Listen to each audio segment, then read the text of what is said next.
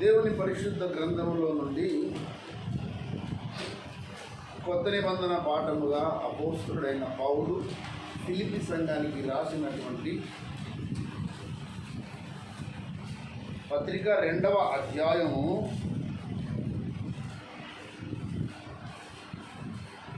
12వ వచనం. మీరెల్లప్పుడూ విధేయులై ఉన్న ప్రకారము నా ఎదుట ఉన్నప్పుడు మాత్రమే కాక మరి ఎక్కువగా నేను మీతో లేని ఈ కాలమందును భయముతోనూ వణుకుతోనూ మీ సొంత రక్షణను కొనసాగించుకోండి. చదవబడిన వాక్య భాగం కోసం చిన్న ప్రార్థన. ప్రేమగల తండ్రి, ఈ వాక్యమును విరిచి పట్టించండి, దీని గుండా మాతో మాట్లాడండి. లేఖన క్రీస్తువై మమ్మల్ని దర్శించమని యేసు ద్వారా చదువుకున్న వాక్య భాగములో, నా ప్రియులారా, మీరెల్లప్పుడూ విధేయులై ఉన్న ప్రకారం నా ఎదుట ఉన్నప్పుడు మాత్రమే కాక నేను మీ మధ్య లేని ఈ కాలమందు భయముతో వణుకుతో మీ సొంత రక్షణను కొనసాగించుకోండి. ఒక విచిత్రమైన విషయాన్ని పౌలు గారు ఆవిష్కరిస్తున్నారు. పౌలు ఉన్నప్పుడు ఫిలిప్పీ సంఘస్థులు ఒకలాగా చేశారట, పౌలు లేనప్పుడు ఇంకొకలాగా చేశారట. అదే మాట, అదే కదా. నా ఎదుట ఉన్నప్పుడు మాత్రమే కాక అంటే నేను ఉన్నప్పుడు నా దగ్గరనేమో చాలా భక్తి పరమంటుంది, ఎదురుమంటుంది. నేను మీతో లేని ఈ కాలమందు దైవజనుడు కొన్ని సందర్భాల్లో సంఘంతో ఉంటాడు, కొన్ని సందర్భాల్లో సంఘంతో ఉండడు. ముఖ్యంగా ఈ లాక్డౌన్ సమయంలో నేనైతే ఎక్కువ సమయం మీతో లేదు. వాస్తవం చెప్పాలంటే ఎక్కువ సమయం లేను, కానీ ఎక్కువ సమయం ఉన్నా. ఈ రెండు వాస్తవ స్టేట్మెంట్లు ఎవరి మెచ్యూరిటీ బట్టి వాళ్ళు అర్థం చేసుకున్నారు. నేను రెండు స్టేట్మెంట్ చెప్పా. ఏమన్నాను? ఈ లాక్డౌన్ సమయంలో మరి మిమ్మల్ని మీ ఆత్మలను కాయుటకు దేవుడు నాకు అప్పచెప్పిన పనిని బట్టి సంఘ కాపరిగా నేను మీతో లేను, కానీ మీతో ఉన్నాను. ఇదే తప్ప విచిత్రమైన స్టేట్మెంట్ అంటే మరి అదే ఆత్మీయ జీవితంలో ఇట్లాంటి స్టేట్మెంటే ఉంది.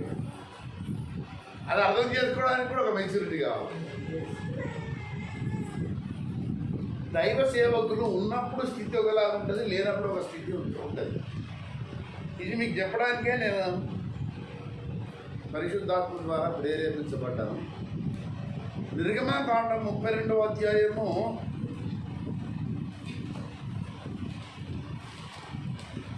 1వ వచనం చదవండి. గట్టిగా చదవగలిగిన వారు చదవండి.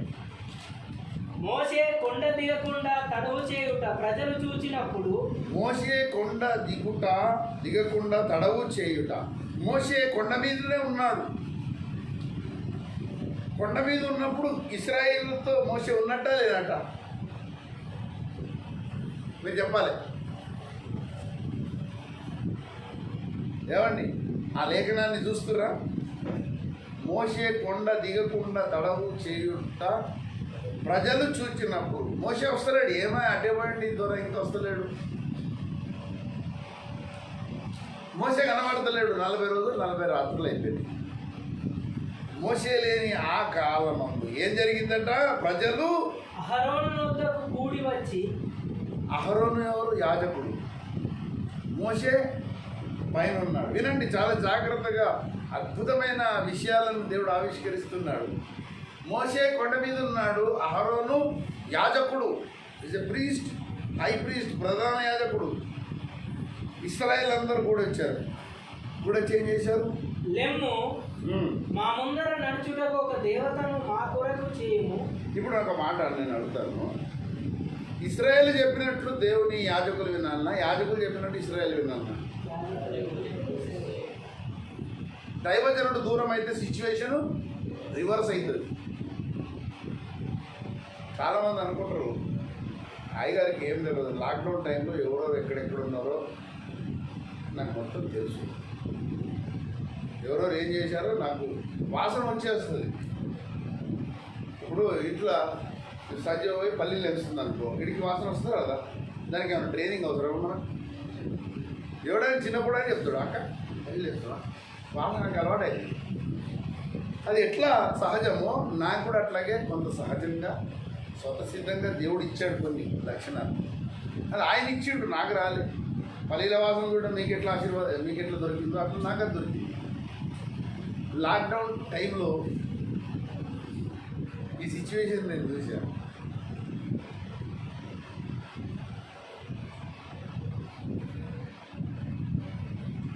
ఈ సిచ్యువేషన్ నేను చూశానని చెప్తున్నాను. ఎక్కడనేది నేను చెప్పలేదు. ఇక్కడ అని మీరు అనుకుంటే ఇక్కడి ఒకవేళ ఇక్కడ ఉన్న వాళ్ళు ఇక్కడనా అని మీరు అనుకున్నారంటే అది ఇక్కడే జరిగినట్టు, లేకపోతే నిజామాబాద్లో అంటే నిజామాబాద్ జరిగినట్టు. ఇట్లా అన్నారు అనుకో, దాని అర్థం ఏంటి? ఇశ్రాయేలు వచ్చేసి నాయకుడు లేని దినములందు యాజకుని దగ్గరకు వచ్చారు. ఎంత బరిదెగింపు చూడండి.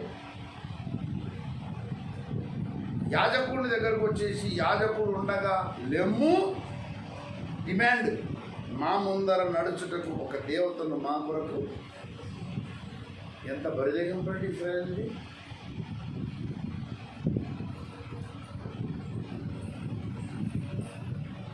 నేను అందుకే నా పిల్లలను ఎప్పుడు ఏం పిల్లగా ఫోన్ చేస్తలేవు బాబు, ఎందుకు ఫోన్ చేస్తలేవు బిడ్డ, ఫోన్ చేయాలి కదా, ఎందుకంత దూరంగా ఉన్నావు. నేను అప్పుడప్పుడు అందరితో అంటుంటా, అంటనా అసలు ఫోనే చేస్తలేవు ఎందుకు నాకు ఆయన అన్ననా, ఎవరితోటన్నా చేద్దాం. చాలా మందితో అంట ఫోన్ చేయమని, ఎందుకో తెలుసా?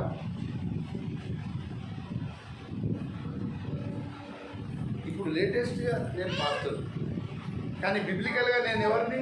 యాజకుడిని కదా. ఈ బల్లారాధన నేనే చేస్తే కానీ మీరు చేయలేరు కదా. బాప్తిస్మాలు నేనే చేస్తే కానీ మీరు ఇవ్వలేరు.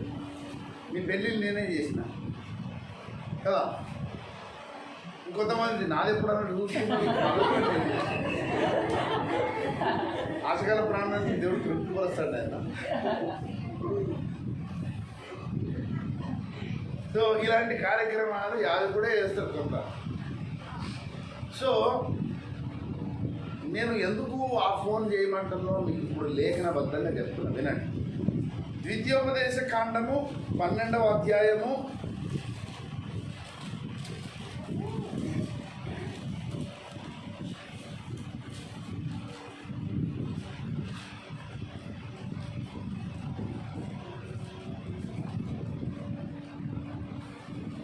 19వ వచనం చదవండి. నీవు నీ దేశంలో ఉన్న నీ దినములన్నిటను లేవీయులను విడవకూడదు. లేవీయులు అంటే ఎవరు? ఆదికాండము 29వ అధ్యాయము 34వ వచనం చూడండి.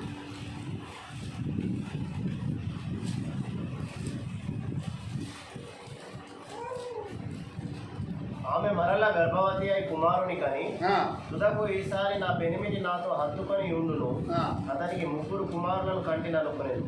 అందుచేత అతనికి లేవి అని పేరు పెట్టాను. లేవి అన్న మాటకు అర్థం ఏంటి? హత్తుకొని ఉండాలి. ఇప్పుడు ద్వితీయోపదేశ కాండం 12, 19లో ఏమనుంది? నీవు బ్రతుకు దినములన్నీ నీ యాజకులను నువ్వేం చేయాలి? హత్తుకొని ఉండాలి. హత్తుకోవడం అంటే ఏంటో తెలుసా? మనస్సు హత్తుకుపోవాలి.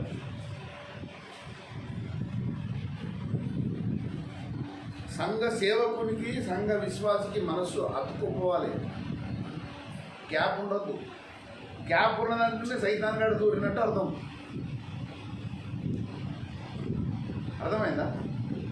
కనుక బిబ్లికల్ ట్రూత్స్ గ్యాప్ ఎప్పుడు ఉండదు. సేవకునికి మీకు మధ్య గ్యాప్ ఉన్నదంటేనే ఆ గ్యాప్లో దుస్తులు వాడు ఆక్యుపై చేస్తాడు. అర్థమైందా? లేవీయుడు అంటే అర్థం ఏంటి? హత్తుకును వాడు. ఈ లేవీయుడు దేవుణ్ణి హత్తుకుంటాడు. దేవుణ్ణి హత్తుకున్న వాళ్ళని మీరు హత్తుకోవాలి. ఇప్పుడు ఈ లాక్డౌన్ పీరియడ్లో దాదాపుగా 127 రోజులు మనం రెగ్యులర్గా బైబిల్ స్టడీ జరుగుతుందా? మరి రెగ్యులర్ జరిగినప్పుడు హత్తుకోకుండా మరి దేని ఒత్తుకుంటుంది?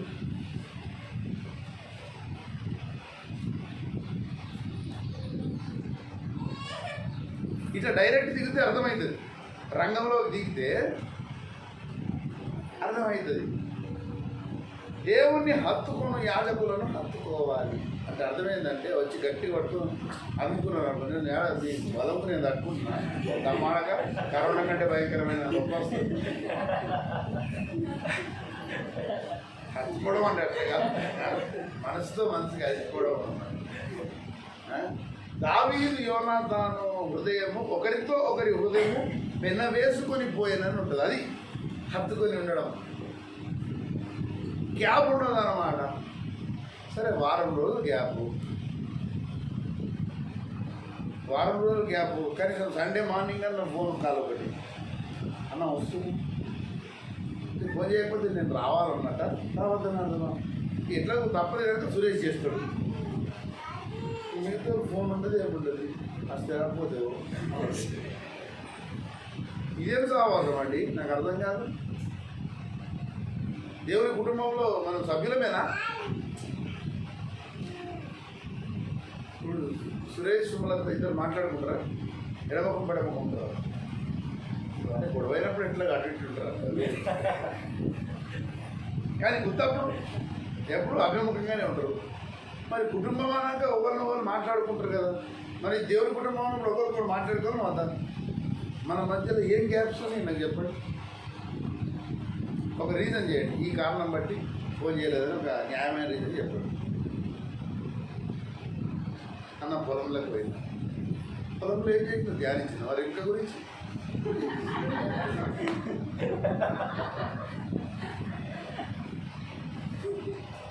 ఏవన్నీ బంగారు మాటలండి, పొలంలో కూడా ఫోన్ చేసుకుంటూ ఉంటారా? మొబైల్ అయితే ఇట్ రిమూవ్స్ ద డిస్టెన్స్ కదా. రోజుకో మాట అన్న ప్రయత్నాలు అని. ఇంకోటి విచిత్రము, మనకు ఇప్పుడు పత్రికలు లేవు, ఇప్పుడు సమాచార వ్యవస్థ మొత్తం కుప్పకూలిపోయింది. ఒకప్పుడు పోస్ట్ కార్డులు ఉత్తరాలు ఉండేది, అది బ్యూటిఫుల్ డేస్. నేను చెప్తున్నా కదా, ఆ అనుభవమే వేరు. మీకు తెలియదు, ఈ జనరేషన్ తెలియదు. దేవుడు సంఘములకు పైన ఉత్తరాలు పంపాడు, పత్రికలు. అవునా? అనుకుంటే మొబైల్లో పెట్టచ్చు కదా, దేవుడు ఇంకో రూపంగా పెట్టచ్చు కదా. అట్లా కాదు, దేవుడు లేఖలని ఎందుకున్నాడంటే లేఖల యొక్క ప్రాముఖ్యత వేరు. మొబైల్లో జన్మదినం అనగానే అందరికీ ఎగబడతారు. బర్త్డే ఉంటే ఏమన్నా యానివర్సరీలు ఉంటే ఇక పెట్టుడే. అది ఒక స్పిరిచువల్ సీక్రెట్ ఎవడన్నా రాసిండు అనుకో, దానికి లైక్లు ఉన్నాయి, ఏమున్నాయి. మీకు సంగతి తెలుసా, జన్మదినానికి ఎందుకంత లైక్లు పెడతారు తెలుసా? ఒక సీక్రెట్. నేను సమాజాన్ని చదివినా. మొన్న ఒక బాబు దేవుడు బర్త్డే ఉండే, తర్వాత ఎవరితో మ్యారేజ్ డే ఉండే, నిన్న మొన్ననే ప్రవీణ్ లైక్లు పెట్టింది. ఎందుకు తెలుసా? లైక్లు ఎందుకు పెడతారంటే, పెట్టి నువ్వు నాకు భోజనం పెట్టలేదు అనేది యాడ్ చేయడం. దాని వెనుకున్న ఆంతర్యం ఇది. నువ్వు దావత్ విలువలేదు అవి, అయినా నేను పెడుతున్నా, నన్ను యాడ్ చేసుకోబోద్ది, నువ్వు అనుకున్న తిండి నేను తినలేకపోయినా అనే బాధను రివర్స్ గేర్లో వ్యక్తం చేసే ప్రక్రియ అది. మరి వేరే వాటికి ఎందుకు పెట్టరు? ఒక మెసేజ్ పెట్టినా నేను ఫార్వర్డ్ చేసింది అనుకో, దానికి రెస్పాన్స్ ఎందుకు ఉండదు? మెసేజ్ ఏమొస్తుంది? ముక్క వాసన రాకపోయా, ముక్క వీక్కపోయా, ఇంకా మనము శరీర సంబంధాలు కానీ మిగిలిపోతుంది. కనుక ప్రభువునందు నాకు అత్యంత ప్రియమైన వారులారా, నీ బ్రతుకు దినములన్నిట నీ దేశములో లేవీయులను విడవకూడదని దేవుడు చెప్పిండా, మోషే చెప్పిండా?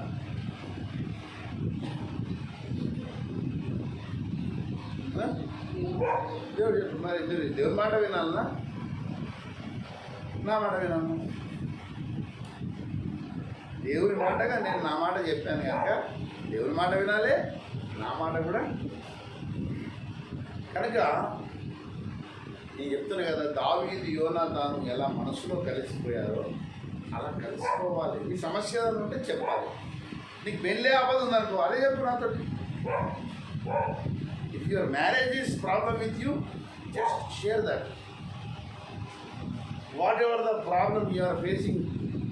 ఇప్పుడు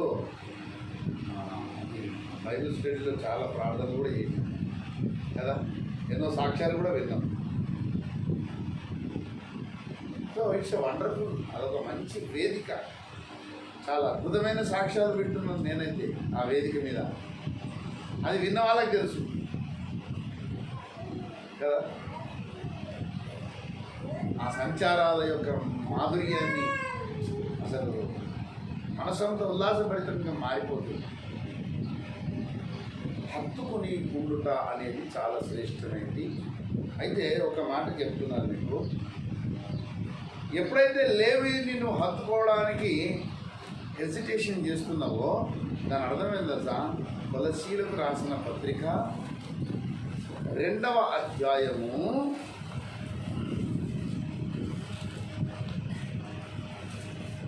18-19 వచనాలు.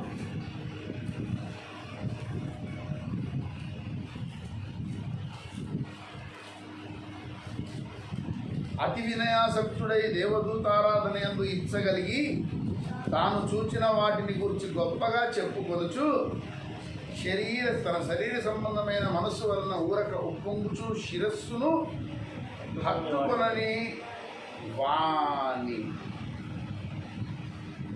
వాడెవడును మీ బహుమానమును అపహరింపనీయకుడి. శిరస్సును హత్తుకోవాలి. శరీరం అంటే సంఘము క్రీస్తును హత్తుకోవాలి. సంఘము క్రీస్తును హత్తుకోవాలి, శిరస్సును హత్తుకోవాలి. శిరస్సును హత్తుకున్న ఈ శరీరముతో శరీరంలోని సాటి భాగాలు కూడా హత్తుకోవాలి. ఇప్పుడు ఈ భాగానికి ఈ భాగము ఎడమైందనుకో, ఈ భాగం మొత్తానికి పై భాగానికి కూడా ఎడమైనట్టు. ఇప్పుడు పాస్టర్ ఉంటుందండి, పాస్టర్ మీరు దూరంగా పెట్టారు. ఎవరికి దూరంగా ఉన్నారు మీరు? దేవుణ్ణి హత్తుకుని దేవుణ్ణే దూరం అయిపోయినట్టు అర్థం.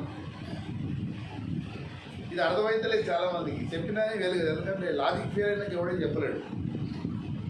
కనుక ప్రభువునందు నాకు అత్యంత ప్రియమైన వారులారా, లేవీయులను హత్తుకొనుట అంటే దేవుణ్ణే హత్తుకొనుట, దేవుణ్ణి హత్తుకుని వారిని హత్తుకొనుట. దీనికి సిమిలి అంటారు. దీన్ని ఏమంటారు? సిమిలి. 1 కొరింథీ పత్రిక ఈ వచనాన్ని దీనికి ఇంప్లై చేసుకోండి. 11వ అధ్యాయము 1వ వచనం. నేను క్రీస్తును పోలి నడుచుకుంటున్న ప్రకారం మీరును నన్ను పోలి నడుచుకోండి. ఇప్పుడు దీన్ని ఇంప్లై చేయండి. నేను క్రీస్తును హత్తుకున్న ప్రకారం మీరును నన్ను హత్తుకొనండి. అర్థమైనా? నేను క్రీస్తును హత్తుకున్న ప్రకారం మీరును నన్ను హత్తుకొనండి. అట్లా కానీ ఇంప్లై చేసుకునే లేఖనాలు బైబిల్లో ఉన్నాయి. కనుక ఈరోజు నుండి దేవుణ్ణి following the followers of Jesus. అర్థమైందా point? Following the followers of Jesus, not Jesus. You have to follow followers of Jesus, not Jesus. But you don't know how to follow Jesus. You have to follow one who follows Jesus.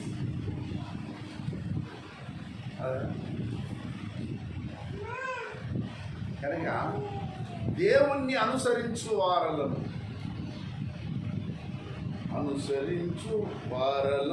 క్రీస్తు యేసు నాయకులను. అనుసరించు వారలము క్రీస్తు యేసు బిడ్డలను. వారు చూపిన మాదిరిలో మేము కూడా నడవాలని, వారు చూపిన మార్గములో నేను కూడా నడవాలని వెంబడించుచున్నాను.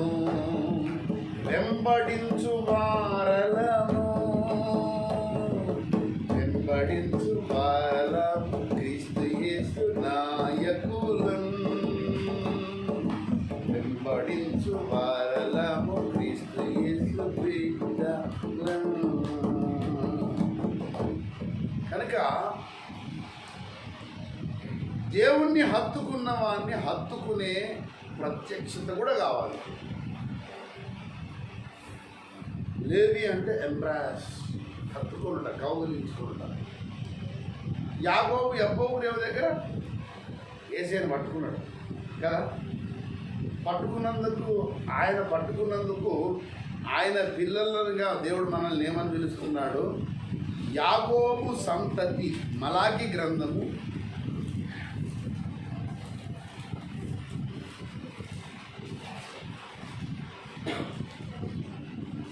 3:6 చదవండి. యెహోవానైన నేను మార్పు లేని వాడను కనుక యాకోబు సంతతి వారైన మీరు ఏదట యాకోబు సంతతి. మరి మనల్ని ఏమనాలి? యాక్చువల్ ఎలమల సంతతి అనాలి కదా, గడువు సంతతి అనాలి, లేకపోతే మధ్యల సంతతి అనాలి. దేవుడు అట్లా అంటున్నాడు, యాకోబు సంతతి. మనం అందరం ఎవరి సంతతి అంట? మరి యాకోబు ఏం చేసిండు యెహోవా దగ్గర? దేవుని పాదాలను పట్టుకున్నాడు. కనుక యాకోబు అనుసరించిన మాదిరి మనము కూడా అనుసరించాలి. కనుక ప్రభువునందు నాకు అత్యంత ప్రియమైన వారులారా, నీవు బ్రతుకు దినములన్నిట, నీ దేశములో నివసించు దినములన్నిట నీ లేవీయులను విడవకూడదు సుమి అన్నాడు కదా. అదే మాట అన్నాడా? ఏమన్నాడు?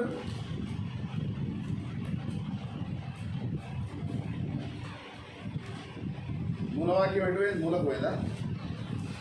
మూలవాక్యం ఏంది? ద్వితీయోపదేశ కాండము 12:19. అదేనా? ఫిలిప్పి 2:12. అది కాదు సంగతి. దేవుని భక్తులు ఉన్నప్పుడు ఒకలాగా, లేనప్పుడు ఒకలాగా అనేది ఉండదు. నేను మీకు ఒక చిన్న సాక్ష్యం చెప్తాను. నేను ఎన్సిసిలో క్యాంపులో ఉన్నా.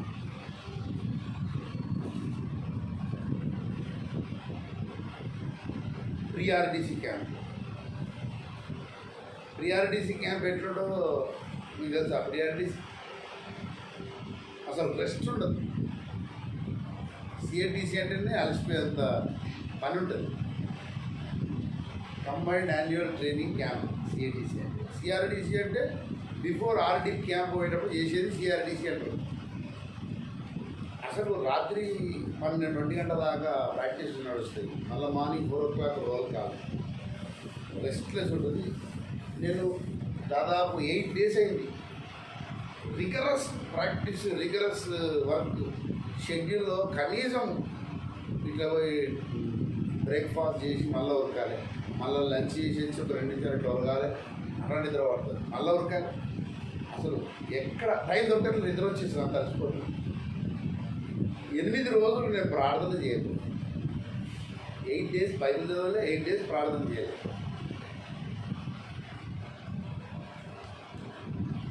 నేను కూడా మంచిగా కాదు, సుఖనాథి. నేను కూడా నాలో మంచి లక్షణాలన్నీ నేను ఎప్పుడు చెప్పుకోను. నేను కూడా ఆదాం బలహీనతలన్నీ నాకు. So 9th day morning 9 o'clock అట్లా ఫోన్ వచ్చింది. ఎవరంటే ఊపిరే గారు ఫోన్ చేసేవాడు. తమ్ముడు praise Lord, good morning. Praise Lord. ఎట్లున్నావు తమ్ముడు అన్నాడు. ఏం చెప్తామ్మా, ఏం చెప్తాం? నేను అస్సలు బాగాలేదు, నాకు తెలుసు తమ్ముడు అన్నాడు. నేను అస్సలు బాగాలేదు నాన్న, నాకు తెలుసు తమ్ముడు. You are away from God, I know. నేను చండీగఢ్లో ఉన్నాను, బట్ నీ పక్కనే ఉన్నా ఈ వారం రోజులు ఉన్నాను.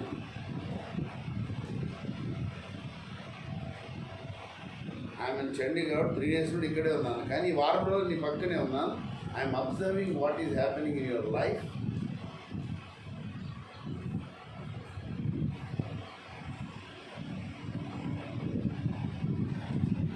రెండవ రాజుల గ్రంథం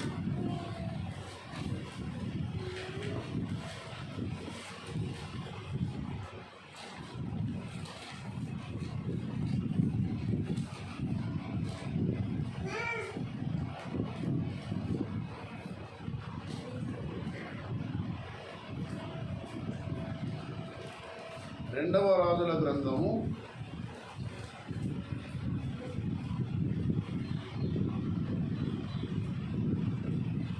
23 నుండి చదవండి. 5వ అధ్యాయం 23 నుండి.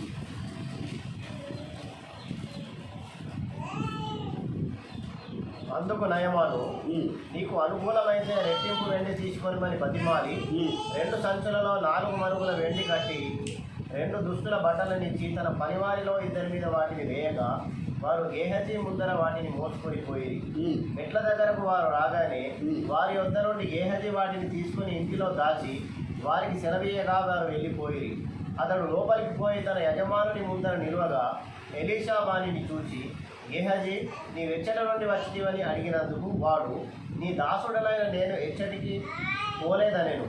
అంతటా ఎలీషా వానితో, ఆ మనుష్యుడు తన రథము దిగి నిన్ను ఎదుర్కొనుటకు తిరిగి వచ్చినప్పుడు నా మనసు నీతో కూడా రాలేదా? అర్థమైందా? ఇప్పుడు ఎలీషా మొత్తం గేహజీ సీన్ సితారంతా చూస్తున్నాడు. అంటే ఎలీషాకు దేవుడు చూపిస్తున్నాడు. అంతేందుకంటే ఇంకొక మాట చూపిస్తాడు. అదే 6వ అధ్యాయము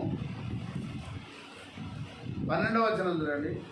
11 సిరియా రాజు కల్లోలపడి తన సేవకులను పిలిచి, మనలో ఇశ్రాయేలు రాజు పక్షము వహించిన వారెవరైనది మాకు తెలియజెప్పరాదా అని వారిని అడగగా, అతని సేవకులలో ఒకడు, రాజవైన నా ఏలినవాడా, ఇశ్రాయేలు రాజు పక్షమున ఎవరునూ లేరు గాని ఇశ్రాయేలులోనున్న ప్రవక్త ఎలీషా మీ అంతఃపురమందు మీరు అనుకొనిన మాటలు ఇశ్రాయేలు రాజులకు తెలియజేయును. ఇశ్రాయేలు రాజు ఇప్పుడు ఈ నయమాను వీళ్ళందరూ సిరియా సైనికులు మాట్లాడుకునే మాటలన్నీ కూడా ఎలీషా ఎక్కడో ఉన్నాడు. వీళ్ళ అంతఃపురంలో మాట్లాడుకున్న మాటలన్నీ అతను చెవికి చేరుతుంది.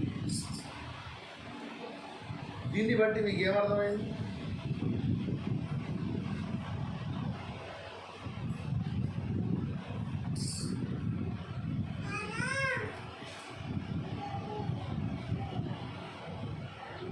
దీన్ని బట్టి మీరేమో అర్థం చేసుకుంటారు. ఒక వ్యక్తికి దేవుడు ఈ కృపావరం ఇస్తాడా ఇవ్వడా? అతని మనసు అతడు ఇష్టపడిన వారితో కూడా సంచారం చేస్తుందని మీరు నమ్ముతారా? ఎలీషా మనసు గేహజీ దగ్గరికి పోయిందా? అతడు ఉంచుకుని ఆయన చూసిందా? ఎలీషా మనసు అంతఃపురంలో వీళ్ళు అనుకుంటున్న మాటలు విన్నదని ఉందా లేదా బైబిల్లో? ఈ వరము ఎలీషాకి ఇచ్చిన వరము నీకు నాకు ఇవ్వడాన్ని ఎందుకు అనుకుంటున్నారు? ఇస్తాడా ఇవ్వడా? ఒకవేళ అనుకుంటే దేవుడు గొప్ప తీసి నాకే ఇచ్చిన అనుకో, అప్పుడు మీరు ఏం చేస్తారు? ఒక మాట ఇచ్చాడు ఇవ్వలేదని సెకండరీ ఇష్యూ. నాకే ఈ ఆశీర్వాదం దేవుడు ఇచ్చాడు అనుకోండి. మీరు అనుకున్న మాటలు, మీరు చేస్తున్న చేష్టలన్నీ చూసి మీరు అనుకున్న మాటలు, మీరు మాట్లాడుకునే మాటలన్నీ నాకు వినబడుతున్నాయి అనుకోండి. మీరు ఎక్కడ కూర్చున్నారు, ఎక్కడ ఏం చేస్తున్నారు, ఏది గెలుపుతున్నారు, అవన్నీ దేవుడు నాకు చూపించింది అనుకో, ఏం చేస్తారు?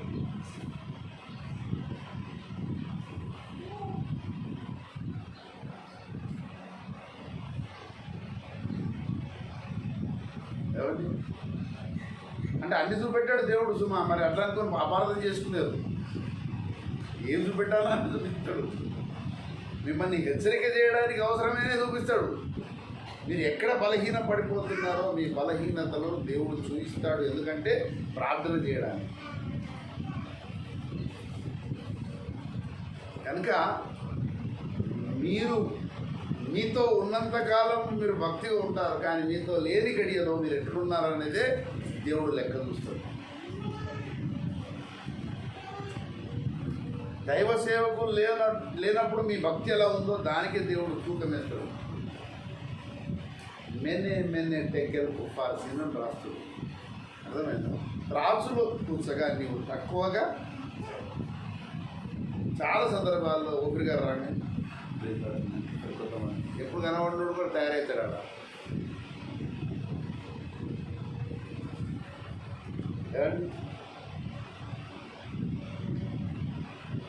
కంటికి కనబడినట్లుగా చేయొద్దు. రహస్యమందు నువ్వు చేసేది అసలైన ఒరిజినల్ నీ ఆత్మీయ జీవితం. కనుక మోషే కొండ మీద మోషే కింద ఉన్నప్పుడు ఒకలాగా ఉన్నది, కొండ ఎక్కగానే రివర్స్ అయిపోయింది సీన్. ఈనాటికి అదే సీన్ రిపీట్ అవుతుంది, అది అసలు సంగతి. కనుక మన జీవితంలో అలాంటి పరిస్థితులు తారసిల్లకుండా జాగ్రత్త పడదాం. మన మధ్య దేవుని దివ్య దృష్టి దైవ సేవకులు ఉన్నప్పుడు ఉంటుంది, లేనప్పుడు కూడా ఉంటుంది. ఈ భయముతో మనం మన సొంత రక్షణను కాపాడుకుందాం. ప్రార్థన చేస్తున్నాం. ప్రేమగల తండ్రి, దయగల మా యేసయ్య, ఈ ఉదయకాల శుభ సమయం బట్టి కీర్తిస్తున్నాము. మీ కరుణాహస్తం చాపండి, మీ దివ్య సన్నిధి మా బ్రతుకులో నిండుగా మెండుగా నింపండి. దైవమా, దిగి వచ్చినాతో మాతో మీరు పలికిన మాటకై వందనాలు. మేము నీకు విధేయులమే బ్రతుకున్నట్టుగా నీ కృపా సహాయం అనుగ్రహించి ప్రభువా, అన్ని విషయములందు ఒకేలాగా మేము జీవించుటకు ఈ అపారమైన కృపాదీవిని అనుగ్రహించి యేసు పరిశుద్ధనామమున వేడుకుంటున్నాము. మన తండ్రి అయిన దేవుని దివ్య ప్రేమ, మన ప్రభువు రక్షకుడు నేను యేసునాథుని నిత్యుడు పరిశుద్ధాత్మ దేవుని యొక్క దివ్య మనోహర సహవాసం ఎడబాయక సదాకాలము తోడై సర్వకాల సర్వావస్థలను ఏకరీతి ఆత్మీయ జీవితము జీవించు కృప దేవుడు నిత్యము అనుగ్రహించుడుగా. ఆమేన్, ఆమేన్. యేసు రక్తమునకే జయం, ప్రవేశ రక్తమునకే జయం, ప్రవేశనామం సంపూర్ణ విజయం కలుగుగా. ఆమేన్, ఆమేన్. అందరికీ వందనాలు, దేవాశిస్సులు.